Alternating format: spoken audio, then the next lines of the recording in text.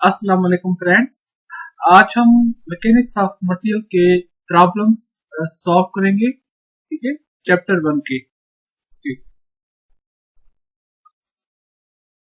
पहला प्रॉब्लम हमारे पास है, two solid cylindrical rods AB and BC are welded together at B and loaded as in figure.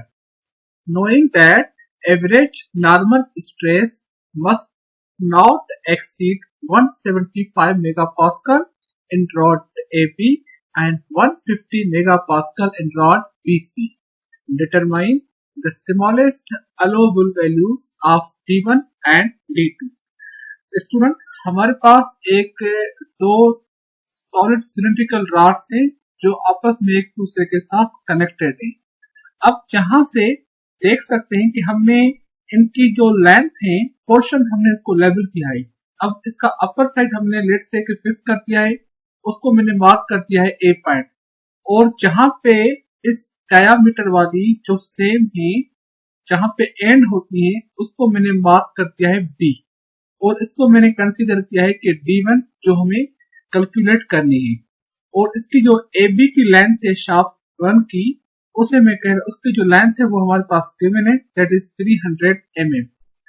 अब दूसरी रॉड जो पहले वाले रॉड से डायामीटर में कम है और लेंथ में भी कम है, वो इसके साथ कनेक्टेड है। ठीक है, और इसमें मैंने मार्क कर दिया है, इसकी अपर पॉइंट तो मार्क थी बी और लोअर पॉइंट इसको मैंने मार्क कर दिया है सी पॉइंट।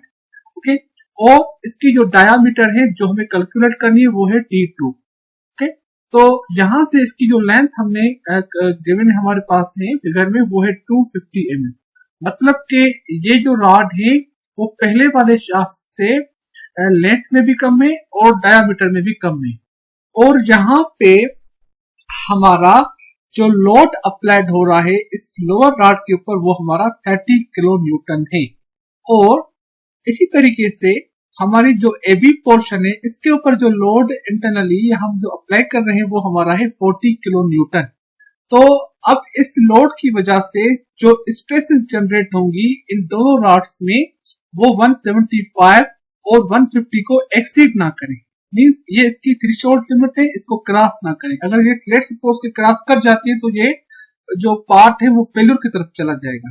तो हमें कैलकुलेशन करनी है और हमें डिटरमाइन जो है ना वो डायामीटर्स कैलकुलेट करनी है। ओके, अब यहां से हम कंसीडर कर रहे हैं कि जो हमारी रॉड ए बी है जिसको हमने फिगर में लेबल किया था ए बी, उसको हमने कंसीडर किया है, और जो टोटल लोड इसके ऊपर एक्ट हो रहा है, ठीक है, ये एक 40 और 30, क्योंकि ये पूरा लोड इसके ऊपर ट्रांसमिटेड हो जाता है। ठीक है, तो ये 40 प्लस 30 70, तो ये हो जाएगा 70 किलो न्यूटन, और इसको हमने अगर न्यूटन में कन्वर्ट करना है तो किलो को 1000 के साथ मल्टीपल 1000 में कन्वर्ट कर देंगे, ये तो 70 इंटू 10⁻³ न्यूटन। अब हमें पता है कि जो स्ट्रेस होती है उसका फार्मूला होता है P अपॉन एरिया। अब एरिया हमें उस पोर्शन की चाहिए जिसमें हमें स्ट्रेस रिक्वायर्ड होती है, और जहां पे ये सर्कुलर क्रॉस सेक्शन है तो ये हम इसको इसी एरिया को हम कंसीडर करेंगे। ओके, तो यहां से हमने कर लिया P upon A B P, और एरिया जो सर्कुलर क्रॉस सेक्शन की होती है वो π/4 D1 स्क्वायर। D1 क्योंकि उसको रॉड को हमने D1 कैलकुलेट करना है।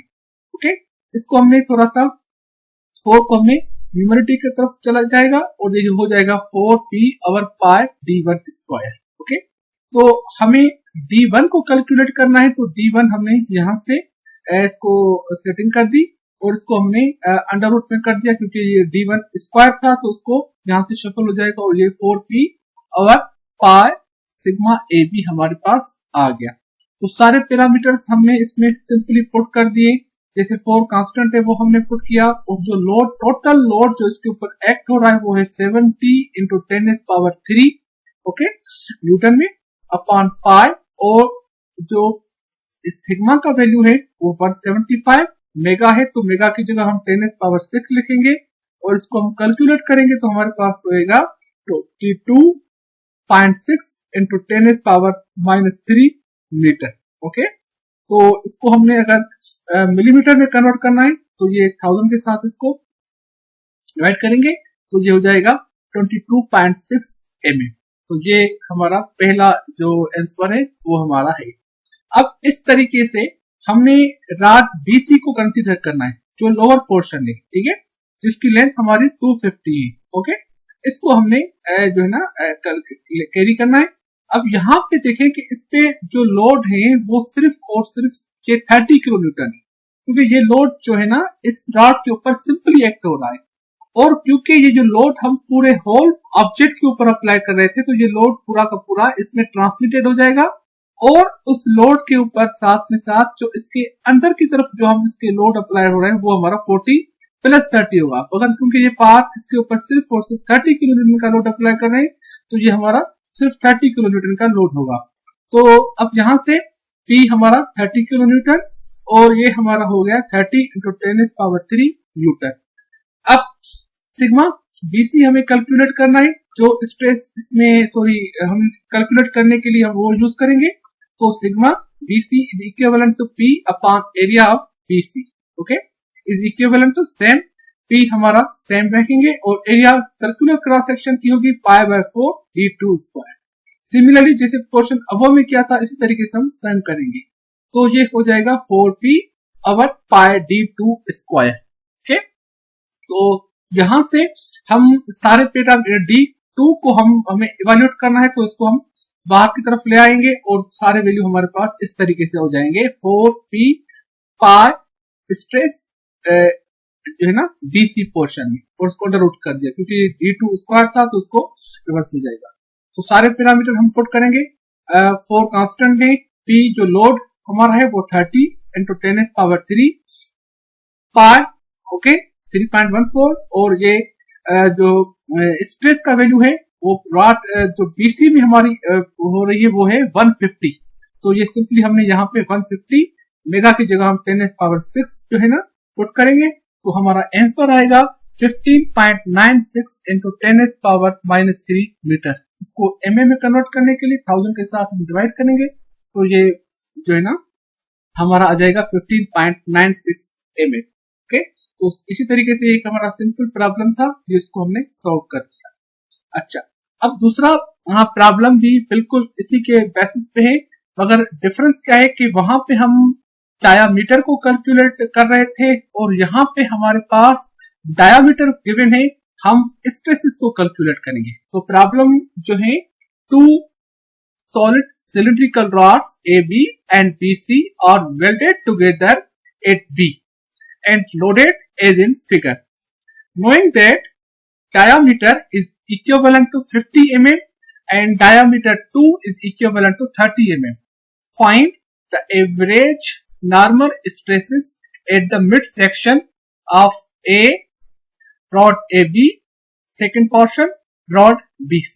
तो सिंपली जैसे हमने पहले वाले प्रॉब्लम में डायामीटर्स को कैलकुलेट किया था, इस प्रॉब्लम में हम स्ट्रेसेस को कैलकुलेट करेंगे।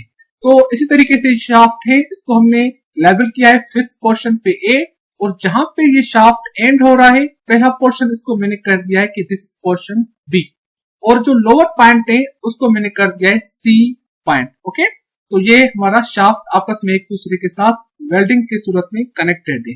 ओके, तो शाफ्ट A की जो 1 पोल शाफ्ट है उसकी जो लेंथ है जो A और B के दरमियान है वो 300 mm, और शाफ्ट 2 जो B और C के दरमियान है उसकी लेंथ है वो 250 mm, और ये D1 शाफ्ट 1 की डायामीटर को रिप्रेजेंट करता है और D2 शाफ्ट 2 की डायामीटर को रिप्रेजेंट करता है।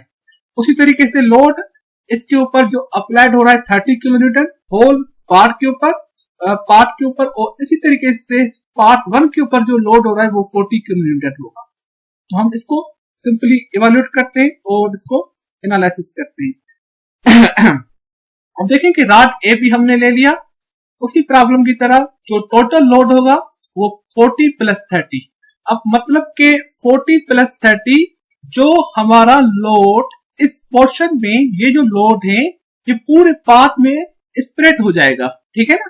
और इसी तरीके से इस पार्ट में हमारा जो टोटल जो लोड होगा जो हम सेपरेट अप्लाई करें वो सिर्फ इस पार्ट के लिए, तो जो टोटल लोड होगा वो 40 + 30 इस पोर्शन में, वो हमने इसको सिंपली हमने इसको जमा कर दिया। तो 40 plus 30 is equivalent to 70 kilo newton, और इसको हमने न्यूटन में किया तो ये हो गया 70 इंटू 10⁻³ न्यूटन। किलो की जगह हमने 10⁻³ पुट कर दिया।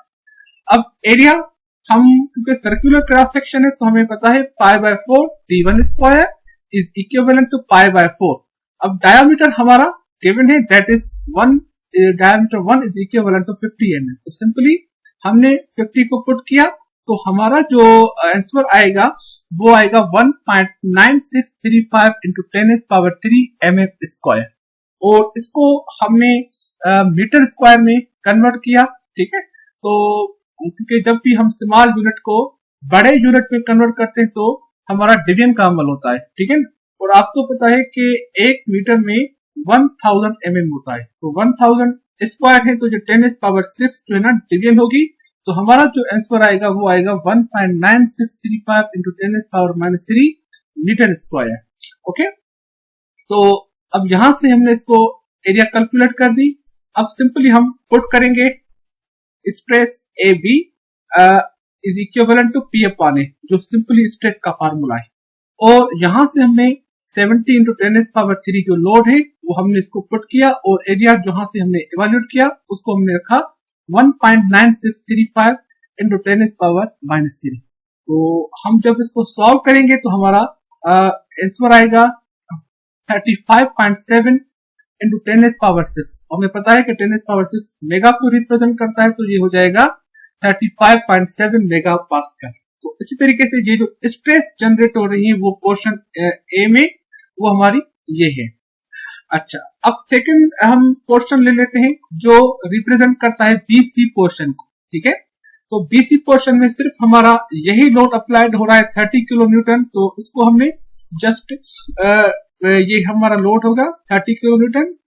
ठीक है, और एरिया हम कैलकुलेट करेंगे π/4 d2 स्क्वायर π/4, और जो डायामीटर है वो हमारा 30 mm है, वो सिंपली इसके ऊपर हम पुट करेंगे तो हमारा आंसर आएगा 706.86 mm स्क्वायर, और इसको हमें मीटर में कन्वर्ट करने के लिए 10⁻6 से डिवीजन देनी होगी, तो हमारा जो आंसर आएगा वो आएगा 706.86 इंटू 10⁻6 मीटर स्क्वायर।